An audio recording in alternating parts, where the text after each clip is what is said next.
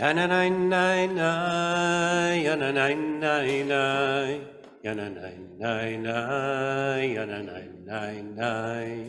yananainai, yananainai, yananainai, yananainai. Am I awake? Am I prepared? Are you listening to my prayer? Can you hear my voice? Can you understand? Am I awake? Am I prepared? Yananainai, yananainai, yananainai, yananainai, yananainai, yananainai, yananainai, yananainai. These words and this tune are written by Noah Aronson. He wrote them as a meditation on prayer, and specifically as an introduction to the Baruch Hu, the call to prayer. Aronson understands prayer as a call to awaken, to notice. And so he says, am I awake? I find that really beautiful, and would add that as much as we might await God's response to our prayer, the prayer itself calls upon us to respond, not just in words and melodies, but in deeds.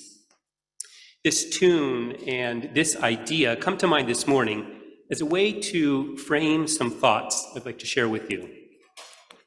Yananainai, yananainai, yananainai, yananainai, yananainai, yananainai, yananainai, yananainai.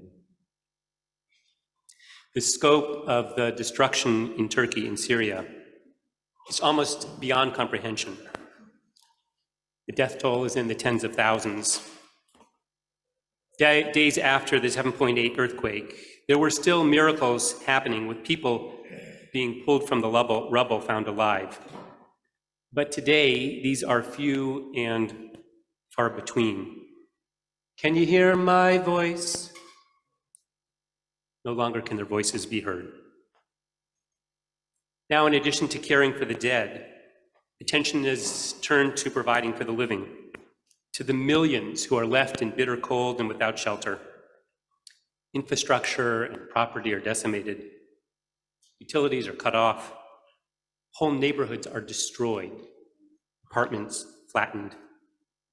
Everywhere one turns is another crushing sight: a bus knocked to its side, cars mangled to unrecognizable shapes, trees snapped in half, women and men weeping. With nowhere else to go, many residents have remained, starting bonfires outside the ruins of their family homes and aimlessly walking amidst the surrounding streets. Turkey is struggling to respond, and aid organizations can barely even get access to help in Syria. Can you understand? It's hard for us to understand. Am I prepared? In some sense, amidst the overwhelming tragedy, we take pride in Israel's response. Little Israel has sent the second largest delegation behind only Azerbaijan. They've sent search teams, rescue experts, engineers, and medical staff. They built a field hospital, pulled people from the debris, and sent cargo plane after cargo plane with relief supplies. They even installed the latest technology, a purification system to supply drinking water that works off-grid because there is no grid. And they offered relief to Syria despite technically being at war with them. Still, given the need, all of this is just a drop in the bucket. Lahavdil elef alfei alafim. In a very, very different place at a very different time, there was another earthquake. The result was, lahavdil, entirely different. So I don't mean to draw a comparison, but I do want to tease out a lesson. We read in the Parsha this morning about the Israelites at Mount Sinai. Now, Mount Sinai was full of smoke, for God had come down in fire. There, smoke rose like the smoke of a kiln, and the whole mountain trembled violently. V'yecherad kol hahar me'od. Now, some commentators explain the shaking in naturalistic terms. The thunder, they say, the crash of the heavens, that's what caused the earth to shake. Or maybe, as the Or HaChaim explains, the fire was so hot the fire caused the stones on the mountain to split, and so it appeared as if the mountain was shaking. Whatever the geology, it must have been an awesome sight.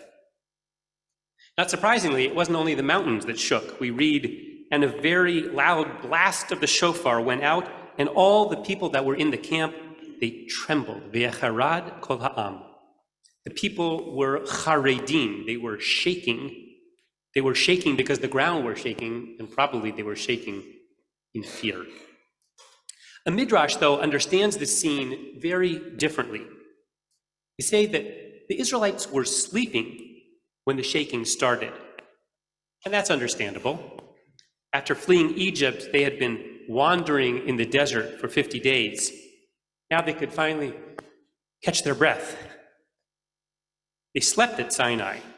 Their sleep was so deep that they couldn't get up, not even for Torah. God said, "Can you hear my voice?" No answer. And so God sounded an alarm, sounded the shofar, and gently shook them to rouse them from their slumber. Once fully awake, fully present to this moment of revelation, the Israelites respond saying, "All that we've seen, all that we've heard, we will do." This, by the way, is the background for the practice of staying up all night on the holiday of Shavuot. We don't want to miss the revelation. We're eager to receive Torah, and so we remain awake in anticipation. This, I imagine, is a familiar experience. Most of us have probably slept past our alarm. We hit the snooze button over and over again. We can't seem to get up. In this case, from God's perspective, this is incredibly frustrating. Can you hear my voice? Here, I took you out of Egypt. I'm about to give you my precious Torah, and you're sleeping? Come on. If you've ever tried to get your kids up and you nudge them and you pester them, you say, "Just get up." And what do? They bury themselves further under the covers. You appreciate God's frustration. The Midrash concludes with God bemoaning, "Why have I even come?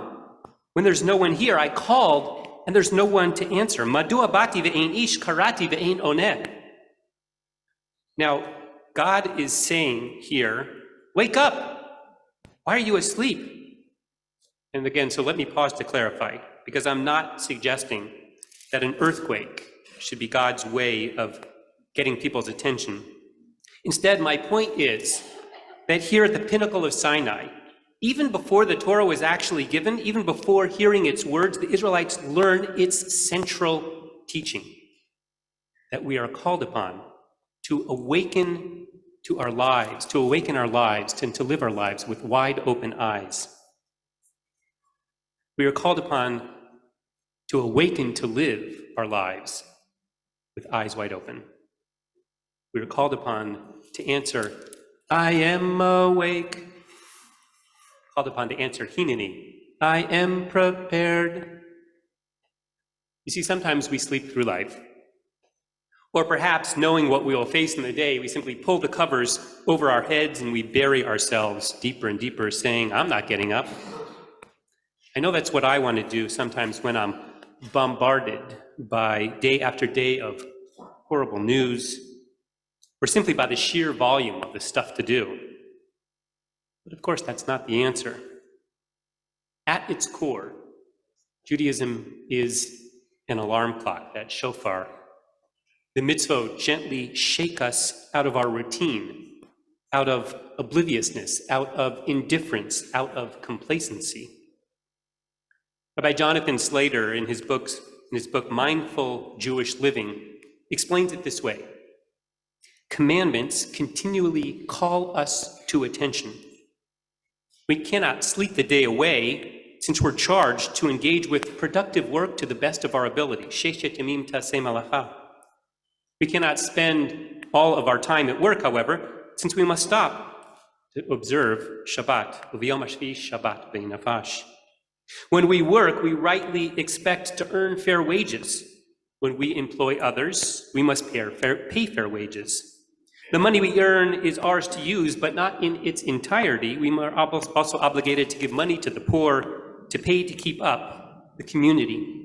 We cannot eat everything we see. We cannot take what is not ours, and on and on and on. In every sense, Slater concludes, Judaism intervenes to wake us up, to remind us that we are alive in the world, connected to other people, and responsible for our actions.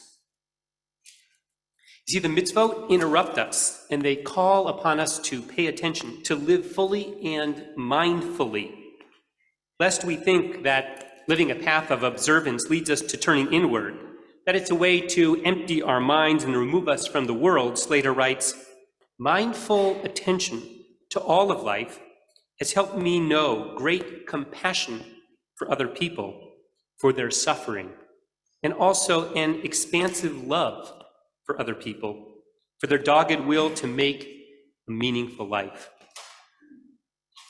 Today, the word Haredi refers to ultra-Orthodox, and the word might conjure up all kinds of images and thoughts.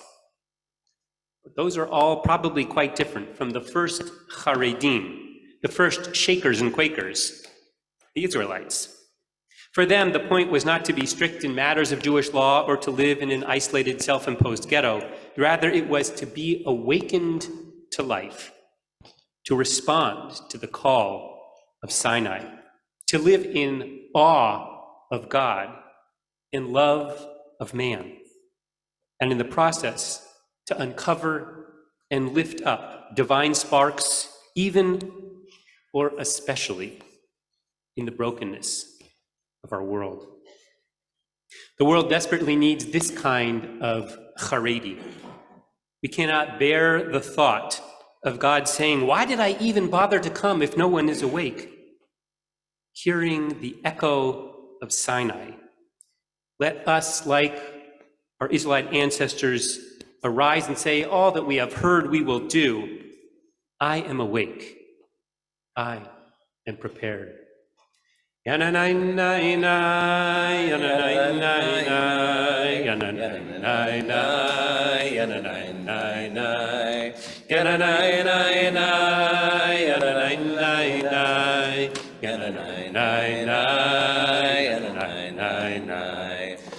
I awake? Am I prepared? Are you listening to my prayer? Can you hear my voice? Can you understand? Am I awake? Am I prepared?